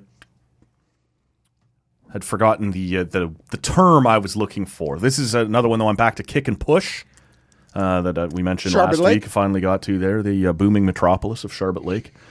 This is their Mexican lager. The term Cerveza was exactly the term I was looking for. That was escaping me in the moment. Should have asked, man. It's called the MX 287. That's a soccer. I guess. Got a soccer reference. I know that much. See, I didn't know what. I knew it must be referencing something, but I did zero research. So. Mexico. Yeah. Thank you. That helps. I had a pretty good handle on what the MX was all about. Oh, sorry. So, 4.7%. But this one, I don't know, man. I've had a couple different Mexican lagers over the last couple summers. Enjoying almost all of them, man. Oh, okay. They're hitting me quite nicely. Sorry, I know you were going to take that somewhere else, but I'm not loving them. no, I've been getting all in on that. So. Urine in a glass. Sorry, kick and push. Yeah, honestly. We're gonna find out. It's the It's the Mexican lager that I'm down on. It's a style of beer. Oh, that's nice. Okay, see, and there's That's a something summer to beer. be said. That is a summer beer. Okay, and I referenced at the top of the show, Slake. Yep. It was just a pale ale, Yep. not your India, not your New England or West Coast. It was just a pale ale, and it to me tasted like a summer beer. Right? It wasn't looking to be too. You don't hoppy. always know how to describe it, but you know it when you drink it. You go, It's a dock beer. that's a dock beer. That's a patio beer. Yeah. That's a whatever. And to me, I drank it and I'm like, okay, it's not too hoppy. They're not trying to be hazy. There's not too much citrus or juiciness. Yeah. It's just a beer. And sometimes, man, this one's good. yeah, and it's sometimes as sort of off the cuff and backhanded as that may sound, sometimes that's exactly That's what you're looking for 6 of on a weekend afternoon. Or, 6, man. Yeah. 6. it's a good start. Laying down a base. Yeah, honestly, my birthday last week, man, Yeah. day drinking is just, it's hard to transition when you go Into what? Your night drinking? Or yeah. Well, and again, so the brother-in-law shows up. Boo. Sorry. No. Yeah, sorry. Sorry. I like him. Oh, right. What's that like? Yes, it's actually quite nice. And I hand him over beer. He's like, oh, I wasn't. Does he listen? Is he going to understand I'm not booing your brother-in-law? He does. Okay. He does occasionally. He's in and out. Yeah. Sometimes he loves what we say. It's just the term that triggers me, I yeah. think. And sometimes he thinks we're a pair of dinks. Well, that's fair. It's totally fair. That's what I told him. I'm like, I get that in my own house. But yeah, I handed him a beer and he's like, I wasn't thinking about cracking one right at 11 and he's already cracked it. And so I'm like, yeah, sorry for your rubber arm. Right. Buddy. And so, yeah, you go, oh, okay, 4 or 5 beers in an afternoon. And then you go, what's your evening look like? It's either bed, Yeah. something to eat and going to bed, or I'm Another 4 or 5. yeah, another 4 or 5. We're just going to keep on rocking here. This is how this goes. Yeah. But your Cerveza, good for you. I'm enjoying this one, man. Nice. I'm glad, man. On the way back to the lake, we'll be stopping in Charlotte Lake again. Are you a lime in your Cerveza absolutely guy or not? No, of course not. That screams of effort, extra steps. I want to open the can and start drinking Well, immediately. and cramming the wedge of Cram it. The wedge of lime into a can Yeah, no, it's not the doesn't same. hold the same as No. I'm going to just push this into my long neck bottle and sort of have everything rifle through it. But all right, Yeah. a Mexican lager. When Tim Baines was in here last week, he was suggesting that had the pod debuted a decade or two earlier, we would have been forced to call it Short Stubby Brown Bottle Audio. And at first I wasn't sure what he was maybe referring to, but I stayed with it long enough to figure it out. What are you saying to me, Tim? You don't know me. The This old is your first visit here, man. You well, can't be. and so he's a guy who can harken back to the Rough Rider days. I think he said he came down to Ottawa in the late 80s. 88, I believe, yeah. And so back in those days with the old pre-renovation Lansdowne Park, there was never enough urinals. And so there were in those days, and everyone who's been there or been around these sorts of things will understand, you used to have the sort of half circle sinks. Somebody come and put the foot on a pedal, and you just sort of wash your hands there as it sort of sprays out of this. Well, guess what happens when the urinals start to, when the urinals start to get too full, and you guess what, man? I'm pissing in the sink. Washing your hands at the same time. Yeah, exactly. Well, I Saving time. I stood next to the same guy having a piss over there. Why would I not stand next to him here? Right. Although there is that whole wash here, foul over there. It's fair, yeah. I think it is fair. Yeah. I think it is fair. But since the whole football team was pretty foul, it was okay to get away with for there. decades, man, decades. We have an NHL team that has existed for literally less than 0 decades, who is already a Stanley Cup champion. That feels pretty good for a fan who's been waiting. Well, The long wait is over. Yeah, the whole 6 years. The Vegas Golden Knights beat the Florida Panthers in 5 games, grabbed their first championship on Saturday night. It looked like they were having a pretty good time at their parade down the Strip. Man, what an awesome place to have a Stanley Cup parade. I honestly, as you know, didn't get that engaged in this championship. Of course, when it became clear they were going to wrap, what was it, 9-3 or whatever it was, that final That's terrible, game. man. I didn't watch. I love the handing off of the cup. Yeah, I circle back for that, right? I always make sure I check that out, but I didn't watch very much of the series. But I don't know, man. Bill Foley, who owns the team, when he came in, said, we're going to win a championship in our first 6 years.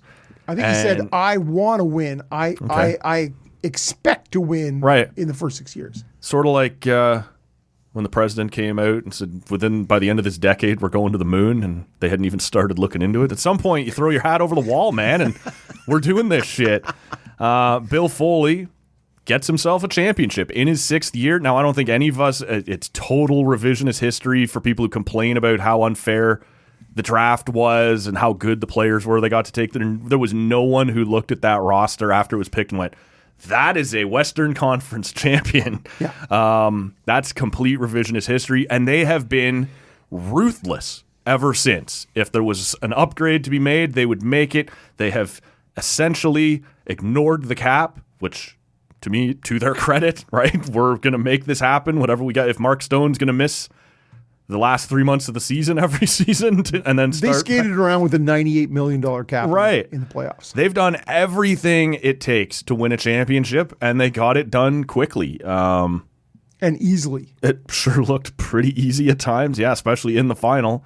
In year 6, the Vegas Golden Knights, man, you can take that wherever you want to take it. The series, what it says about the league, anything, man. And really it is that, and I talked about it a couple weeks ago. I said to you, Vegas in 5. I think I said on the show, Vegas in short. And this isn't about me. It's just, to me, that the long layoff between Carolina, sweeping Carolina, and making it in, felt like too long for a team that was really riding on Big Mo.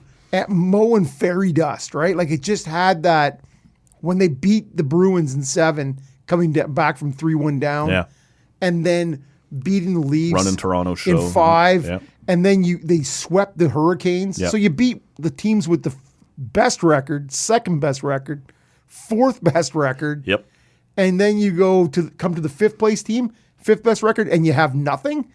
Like, it just goes to show how much it has to do with that momentum and that fairy dust, and that long break was just debilitating. You can't tell me that Vegas, who was so far superior to Florida in the final, was that much superior than Boston, that Carolina, Toronto wasn't that much better, or like it just, to me, it's one of those things where you go, yeah, shit's rolling, and you feel like, oh, I think this break is bad. And so in terms of of all that, it's Florida is that Cinderella where you go, Mom, my foot's way too fat to fit in that fucking shoe now. Right? Like It's swollen from all this dancing I've been doing, and man, it's not getting in that slipper. You just look at it and you go, and Bobrovsky was, Yeah. well, he was non-Vezina Bobrovsky. Yeah. Like a guy we've become pretty familiar with. for sure. And so it's too bad you couldn't have traded him sort of somewhere through the middle of the third round. You go, I'm going to, because Exactly. you asked on this podcast, whether it was last week or the week before, you're like, hey man, can you Suddenly interested? can you get out of that contract? And you're like, Womp. womp, womp. Yeah. No, you can't. And it's just one of those things where now everybody, in terms of that copycat, they talk about the NHL being this copycat league. Mm-hmm. And so this talk of, well, you look at that defense and, big mobile defenseman. That's the new thing. And you're like, is that the new It's thing? not that new. No, this is it, right? And you're like, and then you go, okay, wait, you go back to just virtually every team that's won it in the past 6 years, all the way back to Washington. You're like, to St. Louis. Yeah. And you're like, fuck it, man. That's big space eating defensemen, whether they're uber physical or not.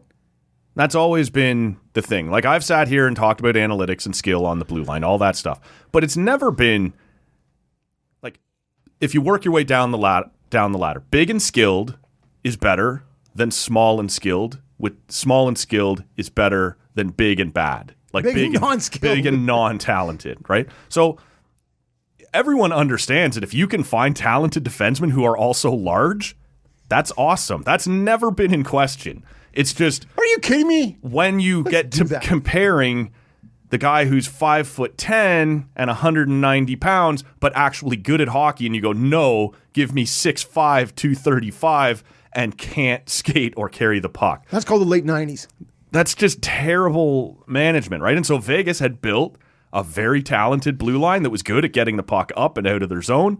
And yeah, there wasn't a ton of super physical guys on that blue line, but there was no room, right? You can't get around them. You can't make a pass. And so I can skate around behind the net. I can come down the boards. I just can't get inside the dots. right, which is kind of where you need to be. So, yeah, it's. I don't think.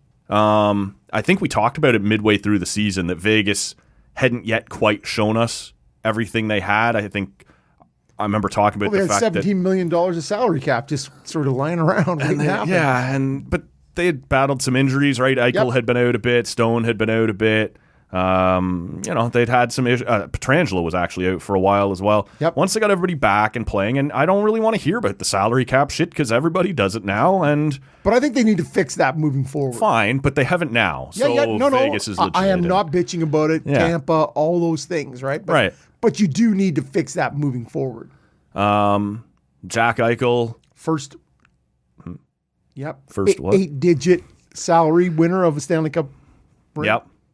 Which And that was going to get. I've always talked about that, and he's now that bubble has burst. But it's just never mattered. I'm sorry. Well, it's never mattered, but it's never happened. It's percentage. You can't say $10 million player when the cap is at 82 and also say $10 million player when the cap is at 76. 10 is arbitrary. It has to be percentage of the cap because the cap keeps moving. That's my point. Yeah. So that was going to break this year either way because it was either going to be Eichel or Bobrovsky. So for sure it was. And that's all I'm saying is it does come to an end, and there has to be a reason, whether you're valuing it on a percentage of the cap.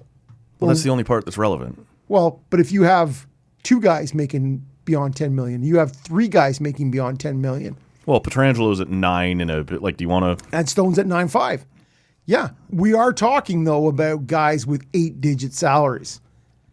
As we move kind of off of this, I was curious about what this says, if anything, about Gary's vision for hockey in the South. And I don't remember if it was with you or with Bunda or someone else that I talked about this. Bunda, I think. If he would let go of Arizona and just admit it didn't fucking work, like he did with Atlanta. He eventually had to just go, Oh, they're going back to Atlanta. apparently they're not done with Atlanta. We'll see how that plays out. But you would be able to say it's been an overwhelming success. Tampa has built a an amazing franchise. What Carolina does is incredible. Nashville and the fan base they've built there. Vegas is a champion, and like you brought up a week or two ago about them considering themselves a hockey city, and rightly so at this point. Dallas won a championship upon arriving and is built into a steady franchise. San Jose is, for the longest time, like they're struggling a bit now that they're rebuilding, but that happens to a lot of franchises. They were sold out. They had like a league record for a number of... The Ducks are the team that I really look to there and go... But they have a championship as well. For sure. But I'm just saying, Kings in terms are stable. Of, like his, and some of these I understand came in before Gary, but it was a big part of his movement when he came in 92 or 93.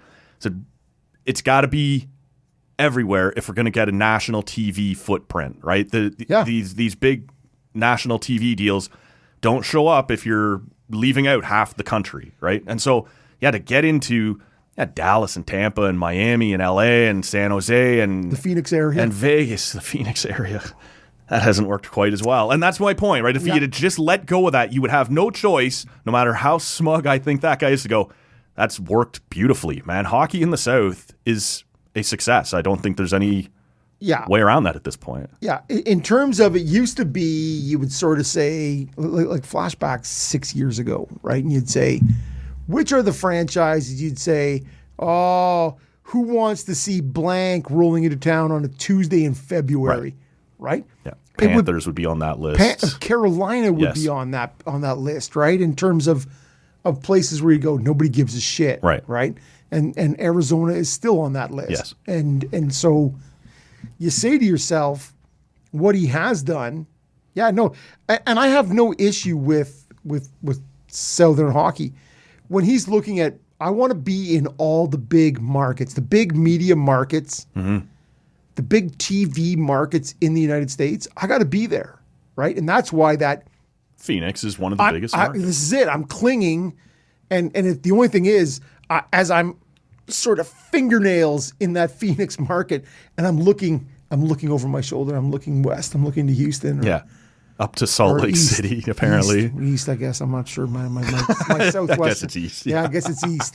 But I'm looking at Houston, going, if I gotta fall, can I? Yeah. A cushy landing over here. Can I land there in what is another large media market? But I think Gary will always look to the media footprint in that Phoenix area, right?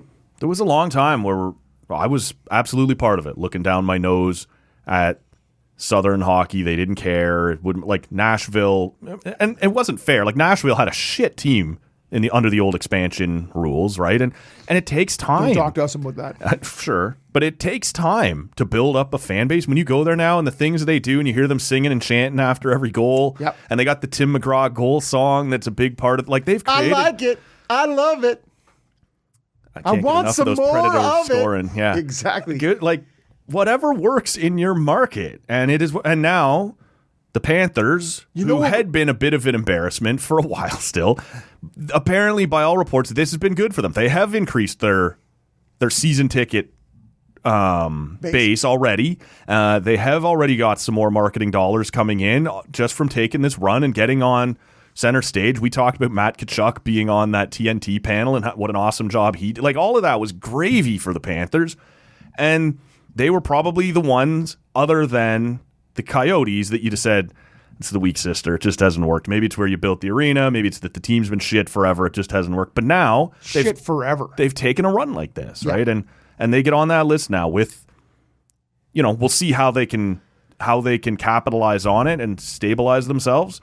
But man, most of those franchises across the South have had enough success and over enough time that you look at them now and go, they're probably not moving, right? Dallas isn't moving. San Jose is not moving. Tampa ain't moving. Nashville's not moving. They're solid. Yeah. They're hockey markets now. Wow. And if you talk about Gary and his vision and how you... stick to nutrition. how you want That's a little inside. Yeah. How you want to sort of move around and how your media deals sort of, they rise and they fall and whatever, and you make it over onto Comcast, and then you're over to wherever they're going, and you've come back to ESPN, and you have the Turner deal. To have Matthew Tkachuk show up on the TNT NBA panel, and kill it. Like it's that is everything the NHL wants, right? Like that is no matter what Fox or ESPN or anybody, CBS versus does on the NFL broadcasts, the TNT NBA panel, cream of the crop. So any chance that the NHL gets to go, we get a little rub here. And rub is the exact word I'm looking for, right? I'm going to get a little bit of this. And then to hear Charles Barkley talking about Jack Eichel blowing him off in the hotel lobby, right? Those are the kind of things that Gary just gives Gary insta wood. Yes. Right? Like at his age, like good for you, man. 100%, man. A full 4.5. Strong. Right? And you just sort of go, that's it, man. That is what he is looking for. Yeah. And so when you talk about Turner, that's again, man, that is that Atlanta market and what a large, not just metro area but it's a media center. Right, in terms of what Atlanta brings, in terms of what comes out of there, media-wise, that's where you look at it and you go, the rest of us, I was going to say casual hockey fans, I don't think you and I fall into that. No. But you look and go, fuck, really? Atlanta Flames, are we going to get that again? That's how Quebec City's getting their team back. Well, Atlanta had a team. It moved to Canada, up in Calgary. Atlanta had a team, moved to Winnipeg. Back to Atlanta. The hope is strong. Back to Atlanta. Quebec City, buckle up. Give it a decade or so, you'll have a team back. And how do you feel about 34 NHL franchises? I don't really care. Seems like a lot, though, no? Yeah. But I mean, nobody else has gone to 34. No, that's true. And you use big rosters, right? Like your roster is bigger than an NBA roster, and they're still at 30. But it does seem like the talent pool continues to grow enough that. Well, it's global, and I think it's likely more global than any of the other big four. Yeah, when they moved from. That's interesting. Basketball, pretty big in South America, pretty big across Europe. Yeah, and Germany, Spain. You're right. The Euro leagues, right? Yeah, it's true. That would be the only other one I would put on that level. Baseball, not really yet. No. They're trying. They are international, but it's from small Dominican, sort of Caribbean and other than Japan, that's it, right? Like and the basketball one is a good point, right? It's huge in South America and it's huge in the Italian leagues, the Spanish leagues. So Lithuania and Germany. Even, that whole sort of former Yugoslavia, the former USSR, and everything. Yeah, it's huge there. You're right. So I sometimes I just open my mouth and it comes out. But that's nice. And then we call it a podcast. And we 8 years later, we post it again. Here we are. Yeah. So as I said to Lever Sage, can't help you create a hit. I can just help you. Create a little mediocrity. Sometimes, you know what, Matt? Yeah.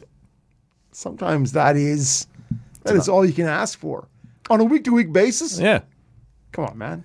They can't all be Picassos. I'm waiting for the first one. That's all I got on hockey. I don't know if you have any thoughts on the Jays as we sit here right now, up 6-0 on the Rangers. It hasn't been a great road trip so far. They went 1-2 in Baltimore. They had split the first two in Texas. They're going to face the Marlins, who have been better than people expected, but you got to have that series. Now top of the fifth, it's 6-5. Oh, of course it is. So as I said, it hasn't been a great road trip. We'll see how this is going to come loose. I don't know how much you have on the Jays, man. To me, not a whole lot's changed since last week. Pretty inconsistent. Matt Chapman has gone off a cliff based on how he started in the lineup. Man, oh man. George Springer, though, over his last 30 games, up batting around 296. He's coming together. Vlad, you're still sort of waiting on. Well, Vladdy is. I look at him, and the amount of one-handed swings where he ends up with just one hand on the bat. Yeah. And you're like, fuck, man, he looks so much like his old man, but not the good. the Vlad Senior, late Vlad Senior, just swinging at shit in the dirt, swinging at shit your he's eyeballs. for sure he's expanding. He's chasing a little bit because he's not getting much to hit, and it's just. And It's a lot of his contact numbers, his hard hit rates, like when he's making contact, a lot of it doesn't look that different, not just from 2022, but from 2021.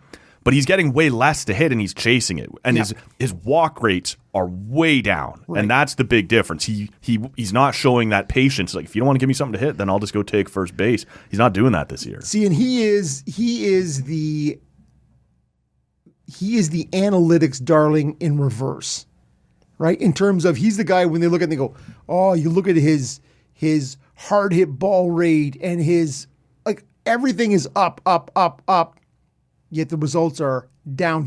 His process right now is amazing. All the process numbers that say, what should he change? He should change nothing, but it's not working. Well, and as you've said, and it's funny because this weekend with them playing the Rangers. Yeah. And anybody get jaw jacked out there? Well, and Rootin and Odor running around.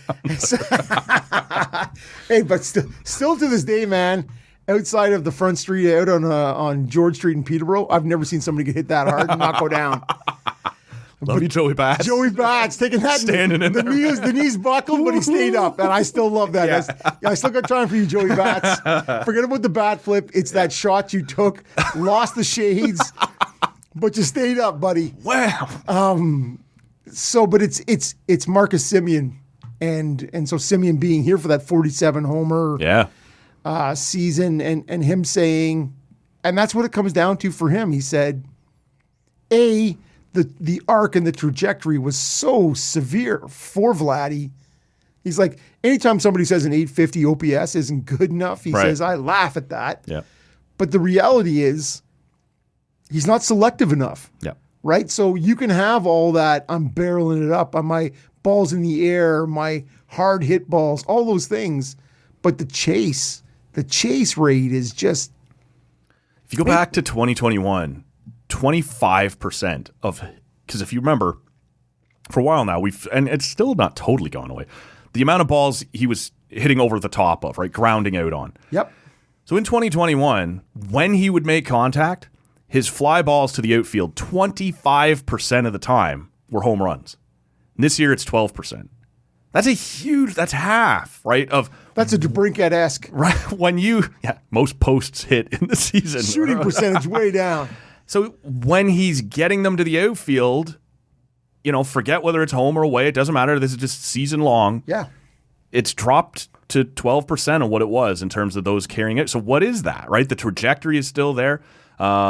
I did see, I think it was Arden Zwelling reported that one of the Blue Jays coaches, an unnamed member of the Blue Jays coaching staff, wondered whether they were getting the not the same balls that Aaron Judge was getting thrown into him during his season last year, right? Yeah. If we tinkered with some things, I don't know. That's just a conspiracy. But, when you look at all his numbers, they all say you're doing fine, but it's not falling in, right? Shit's getting caught or hard hit balls hitting gloves. Yeah. Yeah. I don't know, man. And they need him to get going. What is he in your opinion? Is he 2021? Is he 2022? We've only seen one at 2021. We've seen three of 2020, 2022, and now 2023, right? Right. And so he's due, which is still well above average, but not MVP. But this lineup needs him to be 100%, man. Way closer to 2021. Well, and what are you doing behind him? Like, I don't know how much you should have to worry about protecting Vladdy. You got Belt now on the IL. You got Chapman who can't hit for shit at the moment. It's the white shoes, man. Fucking ditch the white shoes. Does he miss Teo? Well, right? Like, I don't know who's this year league average hitter. Yeah, and let's be honest, when they talk about putting a contact hitter in Kirk behind him, yeah, that's fucking terrible. That's a double play waiting to happen. 100%, man. Like, I'm not sure what if you have Varsho's hitting well the last month or this month. Well, when you see Springer and Merrifield in the 1-2 spot, yeah, right, which is kind of where they've gone. Yep. And then you have Bichette and Vladdy. Merrifield's been better than I expected this year. 100% he has. Yeah. But it is still one of those things where you're like, Kirk is not giving him. He's not what you need because he's not legging out anything. No. right? I don't care if you can tell me he's had 9 infield hits this year, which I don't know what's happening. Run, you little bastard. Well, and he's got the little hands like he's hitting a drum. So I'll tell you what he reminds me of as we refer back to that Turning 40 playlist. I was listening to a Kid Rock song the other day. I'm thinking of Joe C. Yeah. Okay. That's what Kirk reminds me of. and that is not the... Man, that is not what you need in the middle of your lineup, right? In terms of speed and power. Because Kirk's not hitting you a pile of home runs either, right? No. You are looking for singles and hopefully doubles, right? That is... And it's just... Nobody stretches a double into a single like Kirky does. And so... It's just, and as Kiermaier has sort of cooled. Yeah, still killing it defensively, but not quite what he had been on at the plate. Right. And so when you look at that early season with Chapman and Kiermaier both being off the charts, kind of good, right? It's hard. Bo's still been Bo, but it's hard to watch, man, when this team churns out 2-3 runs every night. Yeah, that pitching staff has been elite, and they've had to be. At some point, well, you got to let them off the hook. Right. What are you hearing about Manoah? You hearing anything? Yeah, there was a little bit of talk that he's thrown 2 different appearances to actual batters, right? Like, because the first simulated start, there's just a guy standing there. He's not actually swinging. And he's gone 75 pitches a couple times. But they're not giving you much, right? Like, he's clearly down there. Yeah, they're clearly trying to get him out of the spotlight, rebuild him. Manage the message. But there's no talk at all about... maybe we'll send him to AAA here next, or maybe he'll be back. Like, I think there's a chance. That's a July or later. I would imagine, yeah. I think you're at least a month away and maybe longer. Like, they really want to make sure if whatever they've got happening here, whatever they have to rebuild, gets completely rebuilt. And I can't remember who I was reading it. It might have been Ben Nicholson-Smith there on Sportsnet that was saying they were hearing at the end of last season through September, other managers, other pitching coaches were saying, what's going on with Manoah? Like, and he was still grinding through it, right? He was still playing well, and maybe as fans, we weren't really, because you're in a playoff race, and we weren't really noticing. But there were other people in baseball saying, that guy does not look the same as he did going into the All-Star game. And coming into this year, all of them went, yeah, could see that coming, right? He said he's got some sources that have said to him, this is not... Maybe surprised that he's gone all the way down to be rebuilt, but not surprised that he was struggling. And so that lends some credence to the talk you and I had a week or two ago, but it's not a pitch clock thing. That's too simple of a reaction. This was already happening last year in the eyes of people who knew what they were looking at. Well, and this is one of those things where when it comes to the Blue Jays in this country, you have to look hard to get other sources of unbiased information. Yep. Right? Like, we are so dependent on Sportsnet, right? And just in terms of the volume of info, right? And the people who are tied in, whether it's Arden Zwelling, Shai Davidi, all these people, right? Who you look to as experts, man, they're tied to the brand. It was Phillips, I think, now that I think about it, on TSN, who doesn't obviously work for the Sportsnet Rogers brand. Yeah, I think he's the one actually who had said... You can't actually say his name without saying former Mets GM, Steve Phillips. So we'll see what happens, man. He's a big piece, and it'll... Like, they can't go into... Who pitches first for the Toronto Blue Jays, Hyun-Jin Ryu or Alek Manoah? Ooh, DJ versus Shelton. I'm going to say Ryu. Okay, Matt, that's a ballsy call, my man, and I love it. I think you could see him right after the All-Star break, potentially. Like, he's already throwing off the mound down in Dunedin. And I'm excited about that. I'm not, I've heard some people say, don't be shocked if you don't see Manoah again this season. Okay. So. I've also heard some people saying, quite often you're better coming off of Tommy John than you are going into it. Yep.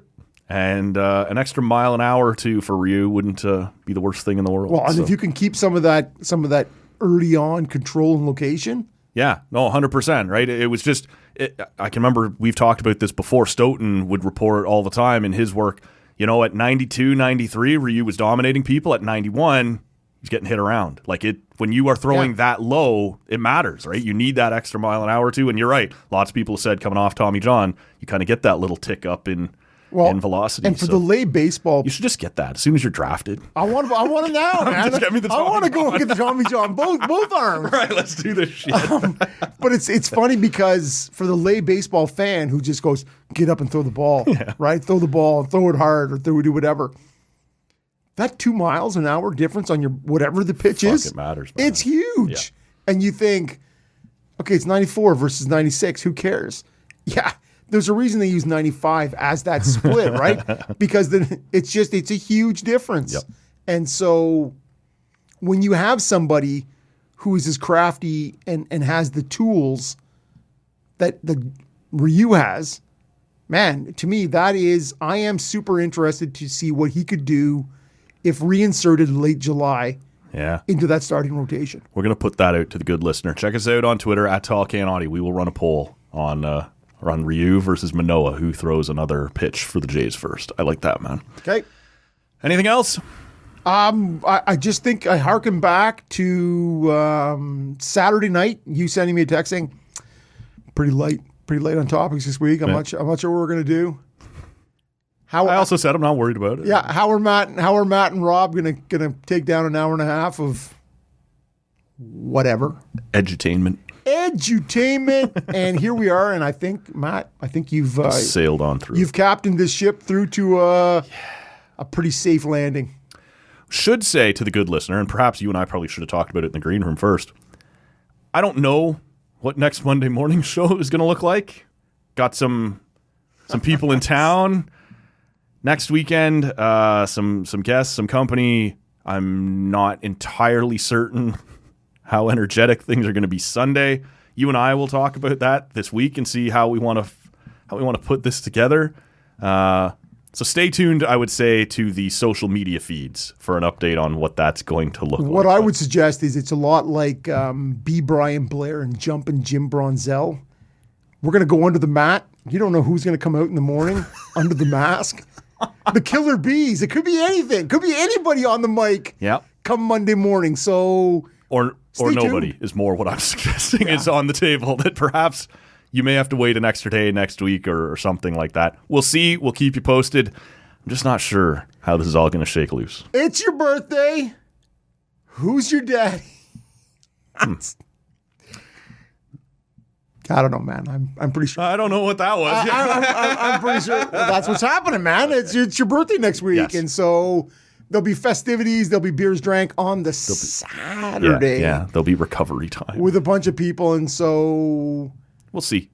You're gonna hear something early next week. Yes, so early next week is a fair assessment. You'll be fine. But should you hear nothing on Monday, 40-year-old Matt is hurt. And know that we're thinking of you. Yeah, 100%. And somebody will be along soon. Right. Someone will be with you shortly. Please stay tuned. Your listenership is important to us. 100%. We wind this one down here. That's episode, where are we? 1,130 of the Tall Can Audio podcast. Give us a follow on social media. Make sure you're subscribed to the pod wherever you're hearing us. For Rob, my name's Matt. We'll see you sometime. See ya. The hell is that? Number one bullshit. Oh, number one bullshit. Why are you so pissy?